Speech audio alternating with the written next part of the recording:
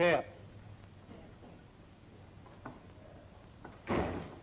Quand l'avez-vous vu?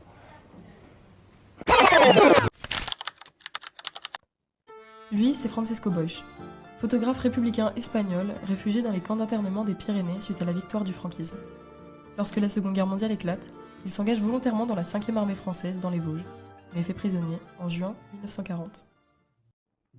Déjà, depuis août 1940, la Gestapo a pris note que parmi les prisonniers se trouvent certains qui ne sont pas seulement espagnols, mais aussi des anciens combattants de ce qu'ils appelaient l'Espagne rouge, et consulte alors Serrano Suñer, c'est-à-dire le gendre de Franco et ministre de Franco durant quelque temps.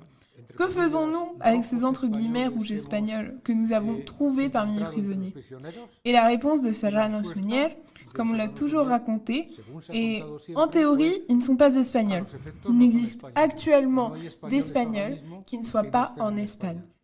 À cette époque, en 40 et en 41, même jusqu'à une partie de 42, tous les Espagnols qui sont passés par le Stalag, c'est-à-dire un camp de travail, sont envoyés au même camp, à Mauthausen.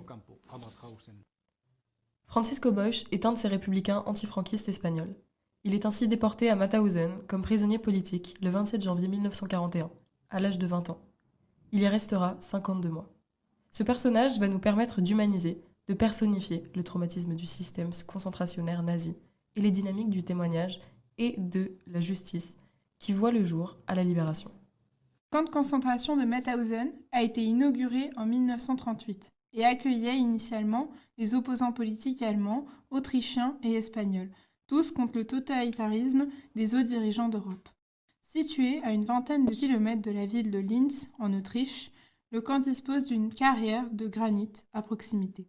Cette carrière doit donc un milieu où les nazis font travailler les déportés afin d'approvisionner l'entreprise Deutsche Erd- und Steenwerke GmbH, détenue par les SS. De plus, dans les camps, l'administration est confiée à des déportés sous la surveillance des soldats SS et des capots. Les victimes sont donc des moteurs du fonctionnement de camps. À Mauthausen, comme dans tous les autres camps, nous découvrons à la libération de ces lieux l'urgence médicale et nutritionnelle des victimes. Les libérateurs, sous le choc, ont fait face à des victimes dans un état squelettique. Le corps était tellement épuisé qu'on ne pouvait pas redonner de la nourriture en quantité convenable tout de suite, sous peine de provoquer des arrêts cardiaques ou des chocs digestifs. Primo Levi explique dans son livre La Trêve qu'ils devaient se contenter de bouillons très clairs pour que leur estomac réapprenne à digérer.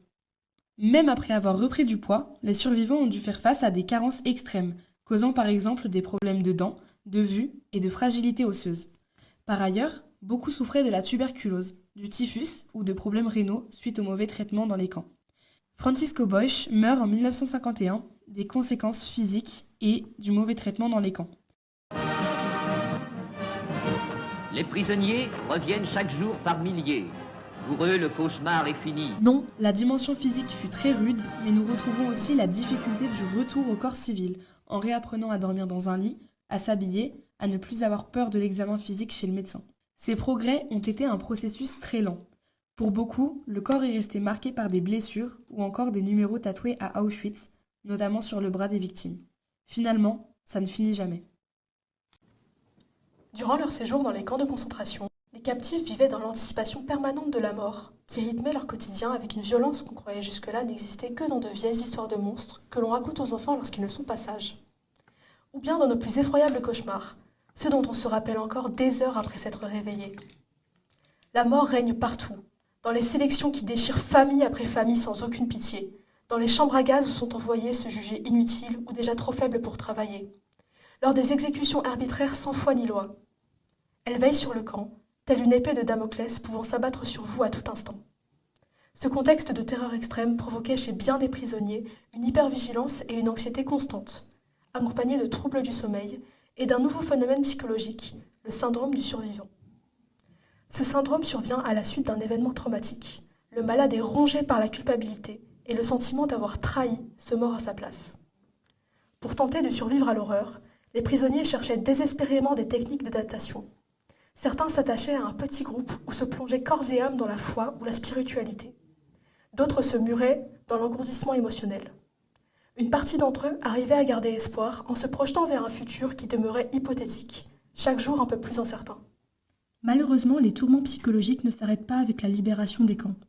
Un grand nombre de prisonniers furent atteints de stress post-traumatique, un trouble qui apparaît à la suite d'un événement traumatisant et qui provoque des cauchemars récurrents et une reviviscence des scènes d'horreur vécues dans le camp. Pour beaucoup, il est aussi accompagné de dépression, d'anxiété sévère ou d'une intensification du syndrome du survivant. Une question leur torture l'esprit. Qu'aurais-je pu faire de plus ? Pendant de longues décennies, les survivants sont restés silencieux. Leur passé était encore trop lourd et douloureux, et ils étaient souvent confrontés à de l'incompréhension de la part de ceux qui n'avaient pas connu la déportation lorsqu'ils essayaient d'en parler. Le traumatisme de la vie dans les camps est profond, si profond qu'il se transmet au-delà de la première génération. Les enfants de survivants peuvent présenter des symptômes comme de l'anxiété diffuse ou une peur constante de la catastrophe. Finalement, ça ne finit jamais. Si certains survivent, c'est aussi par leur volonté de témoigner. Ainsi, quand Francisco Bosch est interrogé à Nuremberg sur la précision de ses récits quant au nombre de déportés, il répond qu'il était très facile de les compter, surtout pour ceux qui voulaient pouvoir le raconter un jour. Aussi, dès la fin de la guerre, les rescapés jouent un rôle primordial, d'abord dans la collecte des témoignages, ensuite dans leur médiatisation. Les survivants se rassemblent notamment dans la FNDIRP, Fédération nationale des déportés et internés résistants et patriotes. Alors témoigner, oui, sans aucun doute, et pour une grande diversité de raisons. La préface du texte de Zalmen Gradowski, détenu juif polonais à Auschwitz-Birkenau, est très intéressante dans cette optique. Il se peut que ces lignes que j'écris, soient les seuls témoins de ma vie d'autrefois. Mais je serai heureux si mes écrits te parviennent, libre citoyen du monde. Une étincelle de mon feu intérieur se propagera, peut-être en toi, et tu accompliras dans la vie au moins une partie de notre volonté. Tu tireras vengeance, vengeance des assassins.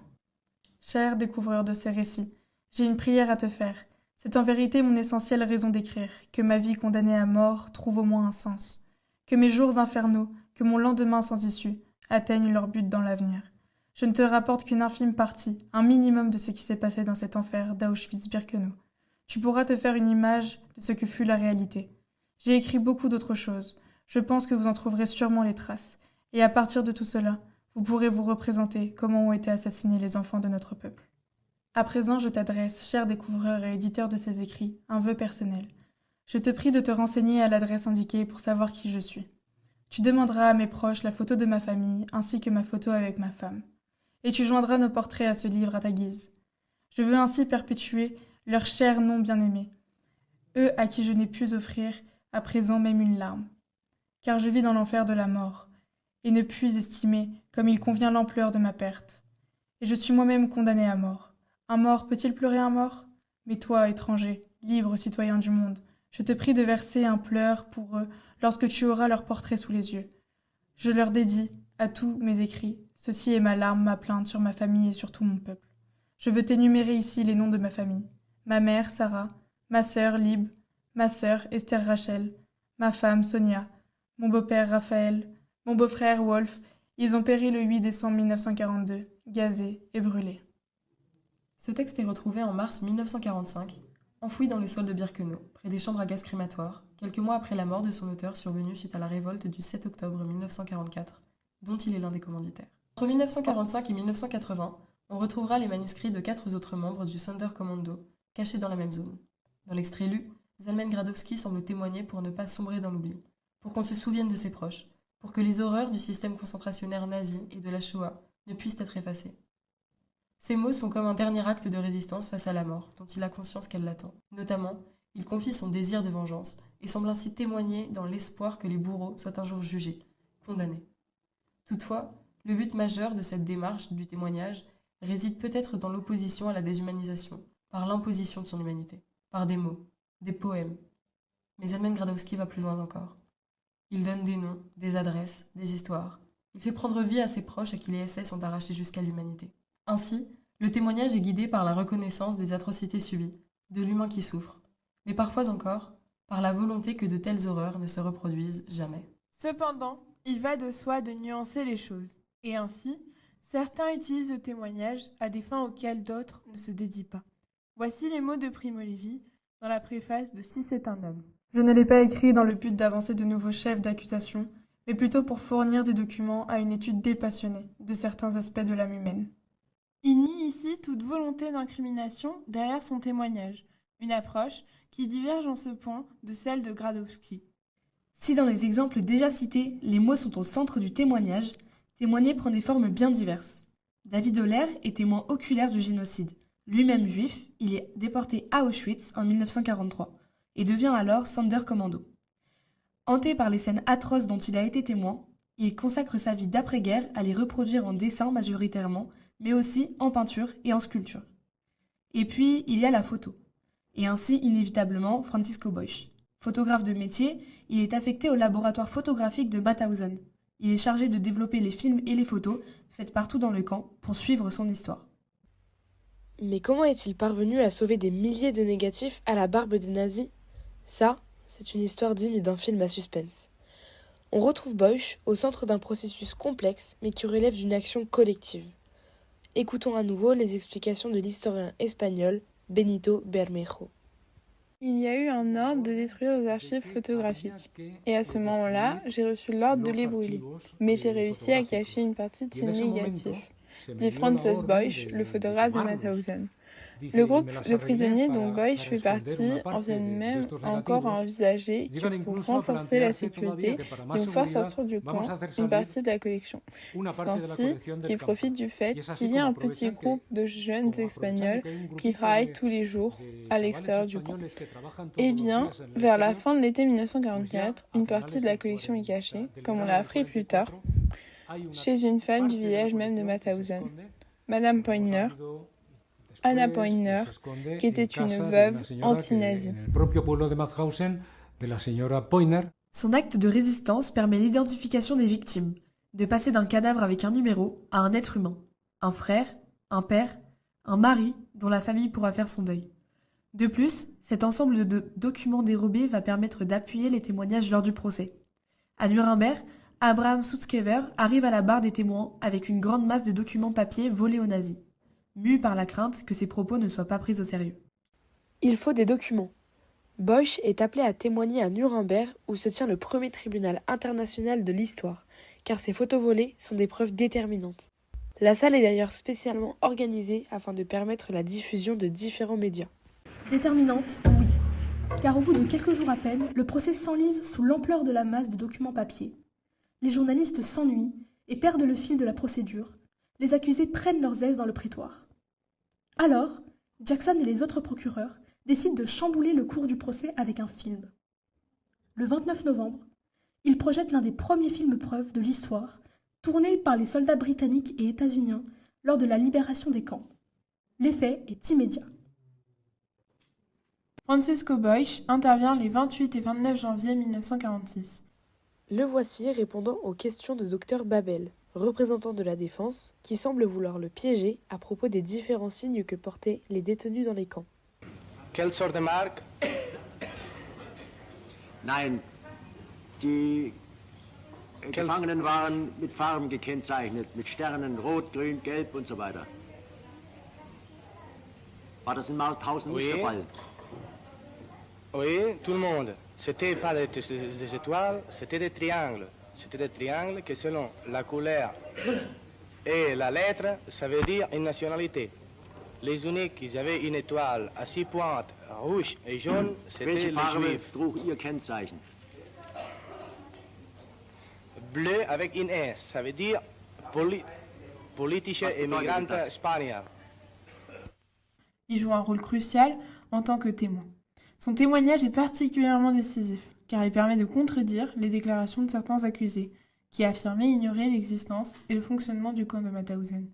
Il présente des photographies prises dans les camps, qu'il décrit de manière détaillée, une par une, apportant ainsi des preuves visuelles irréfutables de l'enfer subi par les déportés. Grâce à ces éléments, il contribue à accabler des hauts responsables du régime nazi, en exposant au grand jour leur connaissance du système du camp, comme Ernst Kaltenbrunner, le chef du camp de Mauthausen, ou Albert Speer, ministre du Troisième Reich. Et il parvient même à démontrer la présence de Heinrich Himmler, ce qui constitue une preuve supplémentaire de taille de l'implication directe des plus hauts dirigeants nazis dans ces crimes. Mais Francisco Boix ne témoigne pas seulement à Nuremberg. En avril 1946, il est présent lors des procès Dachau Die ersten großen Kriegsverbrecherprozesse beginnen. contre des commandants SS de Mauthausen, où une fois encore, ces photographies se révèlent déterminantes pour faire reconnaître l'horreur des camps de concentration et rendre justice. En 2013, la tombe de Francisco Boix se trouvait dans un carré semi-abandonné du cimetière parisien de Thiers. Grâce à l'amicale de Mauthausen, sa sépulture a d'abord pu être pérennisée. En 2016, la ville de Paris donne son soutien au transfert de ses restes au cimetière du Père-Lachaise. Enfin, le 16 juin 2017 avait lieu la cérémonie de réinhumation. À cette occasion, Daniel Simon, président de l'amicale de Mauthausen, nous rappelait: En matière de mémoire, l'écoulement du temps n'a pas le pouvoir. La mémoire se construit ou s'estompe selon d'autres lois, celle des besoins du moment. Elle est le baromètre des subjectivités. Francisco Boix est plus visible qu'il y a 50 ans. Il est de notre responsabilité de faire vivre cette mémoire. Écoutez un témoin, fait de vous un témoin.